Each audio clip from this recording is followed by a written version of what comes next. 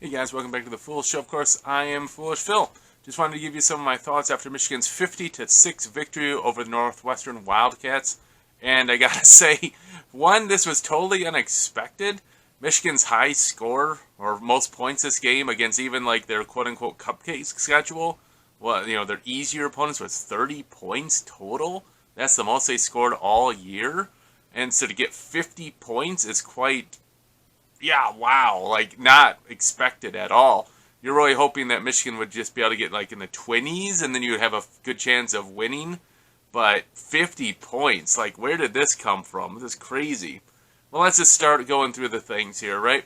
First possession, Northwestern gets the ball, first down, but then Amir Hall, I believe it is, yeah, picks it off on third down, gives Michigan a short field. And the offensive possession, Michigan balances run and pass. I think it was like 5 passes and 5 rushes. And Kalel Mullins finishes it off, 7-0 Michigan. All right, defense, boom. Gets another like pressure and punt, a sack there by Grant. Boom, poor punt. Michigan gets great field position again. And this is where I saw, I would say, the limitation of Davis Warren. He does not or will not take a deep shot. And you saw it there on, I think it was a first down, maybe second down play. He checked down to Donovan Edwards for like 1 yard, and he had Peyton O'Leary on a nice post to the left, to the middle of the field, one-on-one with a quarterback, maybe it was a safety, and wide open for a touchdown. But he doesn't see that. He's not willing to look for that. And if you really look at Michigan's offense, they excelled today. Why? Because Northwestern was playing a lot of soft coverage. So Davis Warren's 5-8 yard passes were open most of the game. Great. But that wasn't the way it was all year. I mean, people are playing tight on our guys and they're not getting open. So I don't really know why Northwestern played such soft coverage. And Michigan, to their credit, exploited it basically all day. I mean, Davis Warren finished, I'm looking for his stats real quick, 26 of 35 for 195 yards, 1 touchdown, 1 pick, and great. I mean, that's what you really were hoping Michigan quarterback play would get you. About 200 yards passing, 150 to 200 yards passing. The rushing game got 200 yards, and boom, that's what you hope you get, and you get a win. But it just wasn't that way with Michigan this whole season till today. And great. Now, Michigan missed that wide open touchdown pass, had to settle for a field goal, nice 56-yarder by Zavada. They're up 10-0. And then they get another stop.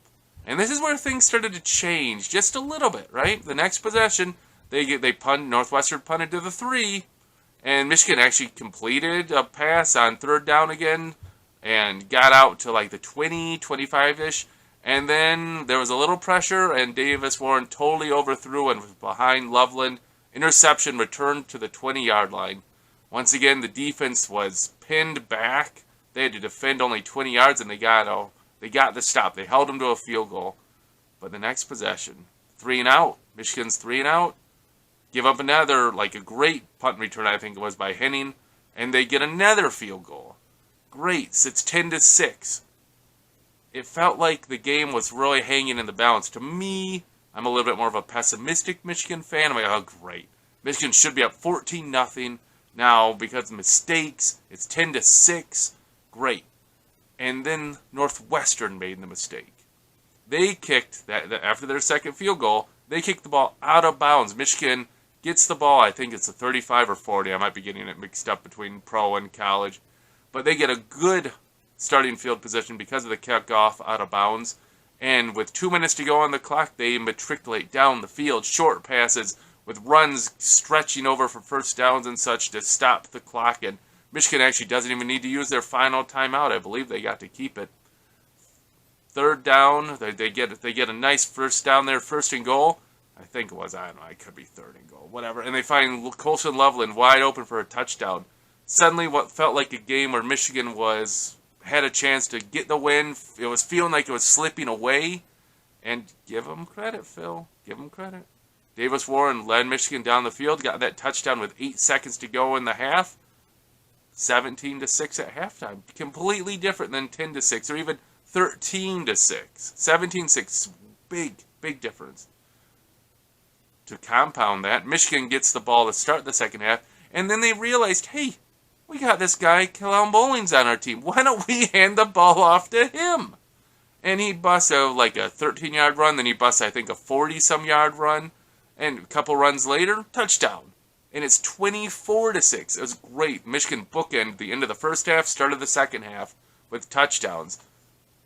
And suddenly, there you go. Michigan is playing tight defense, excellent defense. In fact, they held Northwestern to negative rushing yards till like about 4 minutes to go in the game, when Northwestern was kind of just trying to milk the clock a little bit and such. I looked at CBSSports.com, and they still had them listed as negative 4 yards for the game. I don't know if all their stats were updated or not, but I don't like to look at ESPN because of their terrible coverage of Michigan last year. Anyways, so CBS had them listed as negative 4 yards for the whole game. So that was one of the keys that MGO blog pointed out. I like to read their predictions, their breakdowns of the game and such, and they said that Michigan's front defensive line should be able to dominate, right? Grant and Graham and Frederick Moore and Josiah Stewart off the edges should be able to get home. And I know they at least had 5 sacks in the game. They had 2 interceptions. They forced a safety. So this game was dominant all around. This is like what Michigan would do last year or even the year before, right? Where you would just have a lesser opponent, kind of hang around for the half, and then pull away. It would be like usually 38-7 or something. So getting that 50 is quite impressive. I know the safety and all that helped. So, Michigan, able to get it done. And it really brings to question, why couldn't they do this more this season? Is it just that Northwestern played too soft of a defense? Is something suddenly Michigan clicked? Could it possibly be that the Bryce Underwood mojo spread throughout the whole team and suddenly they're able to be dynamic and resourceful? I don't know.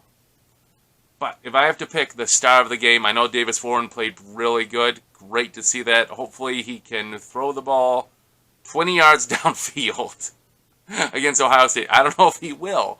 He's just like a dink and dunker guy. It's very hard for them to even complete a pass over 10 yards down the field.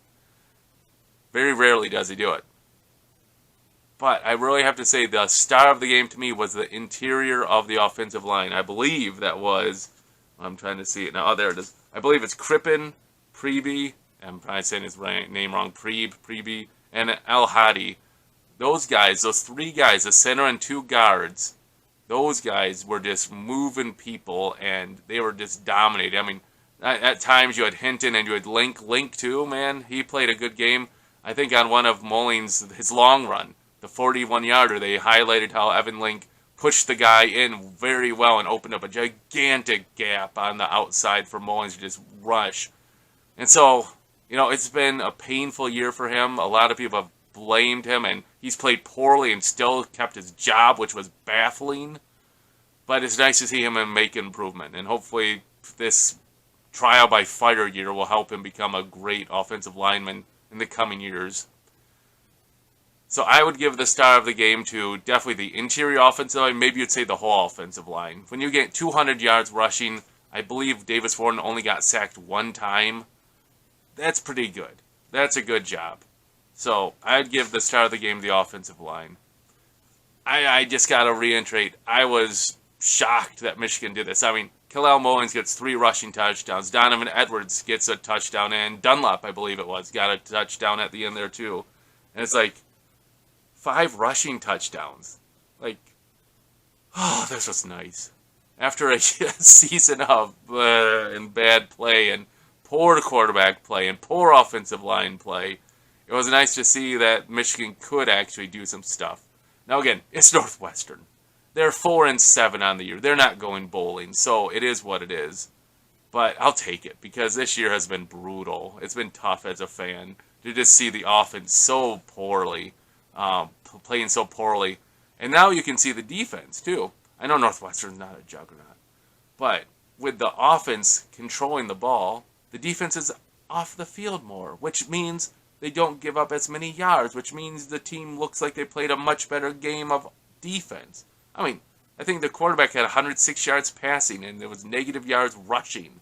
Like, that's pretty good. That's pretty good. Next week's going to be a different ball game.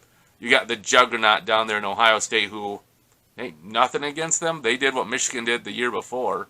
They loaded up their talent. They tried to add anyone they could to go for the title this year. And so they're going to be looking for a big-time payback.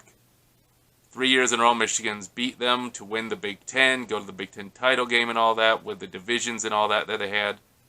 Ohio State is going to be looking for payback. And I expect they'll get it. I would expect Ohio State has, I think it's the top 5 defense. It might be like number 2. I could be wrong there. But they have a much, much better defense. I know it's top 10. And so I'm just assuming they're just going to be able to play their corners one-on-one with the wide receivers without any problems. And they'll just sell out for the run. And there you go. You can always hope that it'll be like, you know, man coverage like last time Michigan played in Ohio State, where there was like no safety and Donovan Edwards went off in the fourth quarter, especially in those runs when, you know, the game was in the balance.